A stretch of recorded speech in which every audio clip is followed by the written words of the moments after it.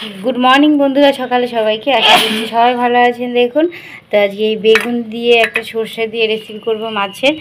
तो माछटा इलिश माछ ओटा नय किन्तु এইভাবে রান্না করলে ইলিশের স্বাদকেও হার মানিয়ে দেবে। তো সঙ্গে থাকুন, পুরো ভিডিওটা দেখতে থাকুন, কেউ স্কিপ করবেন না, শুরু থেকে শেষ অবধি দেখুন। তো ভিডিওটা ভালো লাগলে তো লাইক শেয়ার কমেন্ট অবশ্যই করবেন। আর বেগুনগুলো এখন আর অত ভালো নয়, একদম ছোট ছোট সাইজের। দেখুন কতগুলো না আবার পুরো মানে ভেতরে বাড়তি হয়ে গেছে। তো বেগুন এই কটাই দিলাম, আর এখন আলু দেব।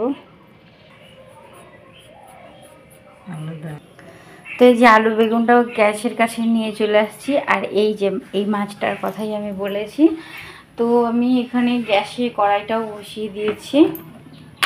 তো কড়াইতে এখন তেল দিয়ে দিচ্ছি, গ্যাসটা জ্বালিয়ে নিয়েছি। তো এই মাছটাই রান্না করব কি দিয়ে, তো দেখতে থাকুন। এই মাছটা খেতে একদম ইলিশ মাছের মতোই লাগে। তো আগে প্রথমে তেলটাও পুরো গরম হয়ে গেছে, প্রথমে মাছগুলো আগে ভেজে নেব।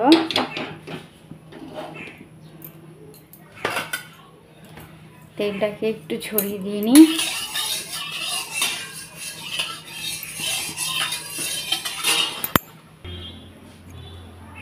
তো এই যে মাছগুলো করে আমি ছেড়ে দিচ্ছি।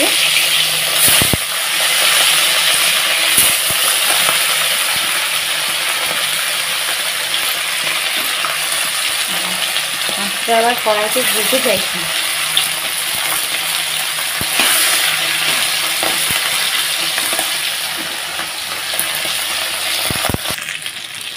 এখন মাছের একটা পিঠ হয়ে গেছে, এই পিঠটা আমি উল্টে দিলাম। আমি সুন্দর করে কড়াইটাকে গরম করে নিয়েছি বলে এক ফোঁটাও কিন্তু লেগে ধরেনি মাছটা।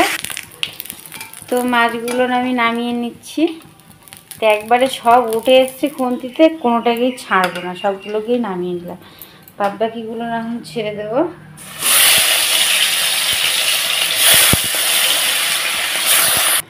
তো এই যে মাছগুলো সব ভেজে আমি নিয়ে নিয়েছি, আর এখানে সবজিটাও বানিয়ে রেখেছি, আলু আর বেগুনটাকে।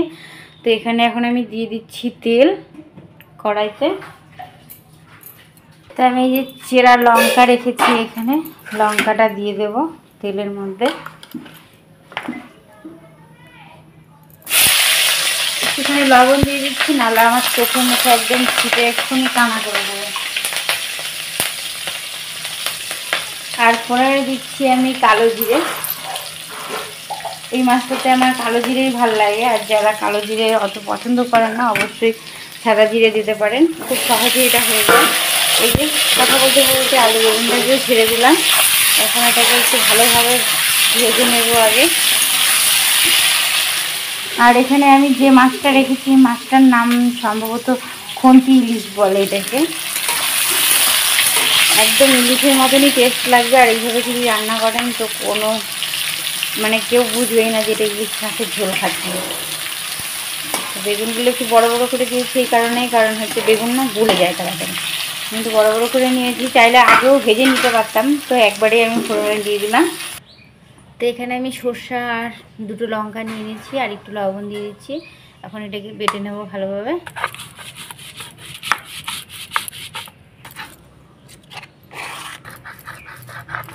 সেটা পুরো আমার মিহি হয়ে গেছে, এখন তুলে নেব। তো বাটাটাকে নিয়ে গ্যাসের কাছে চলে এসেছি। আর আলু বেগুনটা আমার পুরো ভাজা হয়ে গেছে, বেগুনটাও সুন্দর দেখুন লাল হয়ে এসছে। তো এর মধ্যে এখন দিয়ে দিচ্ছি আমি হলুদ গুঁড়ো,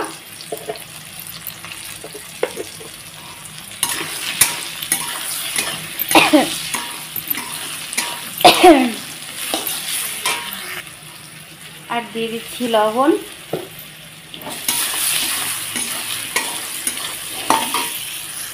এখানে আমি একটু হালকা করে জল দিয়ে দিচ্ছি, একটু জল দিয়ে একটু কষিয়ে নেব।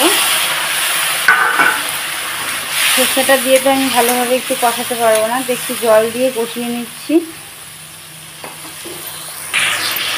তো কষাতে কষাতে সুন্দর পুরো কষানো হয়ে গেছে, আর আলুগুলোও একদম সেদ্ধ হয়ে গেছে দেখুন।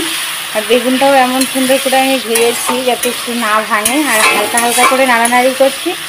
তো তবুও একটা দুটো বেগুন খুলে যাচ্ছে আর কি, তো ওটা কোনো ব্যাপার নয়। তো এটার মধ্যে যদি ধনে পাতা দেন অবশ্যই আরও খুব দারুণ লাগে খুব। তো আজকে আমার ধনে পাতা নেই তাই দিতে পারছি না। যারা পছন্দ না করেন তাদের তো ব্যাপারটা একেবারেই আলাদা।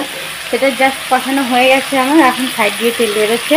তো এটা আমি যেমন পরিমাণ ঝোল খাবো আর কি, যদি মাখা মাখা খেতে চান তো মাখা মাখা, তো আমাদের তো ঝোলটাই বেশি পছন্দ। তো দিয়ে দিচ্ছি জলটা পরিমাণ মতো। তো ঝোলটা আমার পুরো টকবক করে ফুটছে দেখুন। তো এখনও এর মধ্যে আমি কিন্তু কোনোরূপ মশলাই দিইনি। তো মশলার মধ্যে রেখেছি হচ্ছে কী বলে ওটাকে, সর্ষে আর দুটো কাঁচা লঙ্কা বেটে। তো এখন আমি এর মধ্যে মাছগুলো দিয়ে দিচ্ছি। সর্ষেটা আমি আরেকটু পরে দিচ্ছি। তো মাছগুলো দিয়ে একটু 2-3 মিনিট ফুটিয়ে নিই। তো ঝোলটা আমি এর থেকে বেশি শুকালে একদম টেনে যাবে। তো এর মধ্যে আমি এখন সর্ষে বাটাটা দিয়ে দিলাম। তো বন্ধুরা প্লিজ রিকোয়েস্ট করে বলছি, যদি ধনে পাতা থাকে তো একটু নামানোর আগে ছড়িয়ে দেবে, দারুণ লাগবে খেতে, মানে কোনো কথা হবে না। মানে গরম ভাতে আমি তো এই মাছটা খেতে বড্ড ভালোবাসি, আর এইভাবে খেতেই বেশি ভালোবাসি। তো দিয়ে দিলাম। এখন একটু 3-4 মিনিট ফুটিয়ে নিয়ে এটাকে নামিয়ে দেবো। তো ঝোলটা আমার পুরো হয়ে গেছে, ঢেলে নিচ্ছি। তো বন্ধুরা ঝোলটাকে পুরো নামিয়ে নিয়েছি। ভিডিওটা যদি ভালো লেগে থাকে অবশ্যই লাইক শেয়ার কমেন্ট করতে ভুলবেন না। চ্যানেলটাই যদি নতুন হয় সাবস্ক্রাইব করতে ভুলবেন না। সবাই ভালো থাকুন, সুস্থ থাকুন। আর কীভাবে ইলিশ মাছ না হয়েও ইলিশ মাছের স্বাদ পাবেন এই রান্নাটা খেলেই বুঝতে পারবেন। Tata, bye. আর প্রিয়াঙ্কা সুইটস কিচেন থেকে প্রিয়াঙ্কার তরফ থেকে রইলো অনেক অনেক ভালোবাসা। মা ডাকছে, হ্যাঁ বলো। হ্যাঁ বলি, টাটা।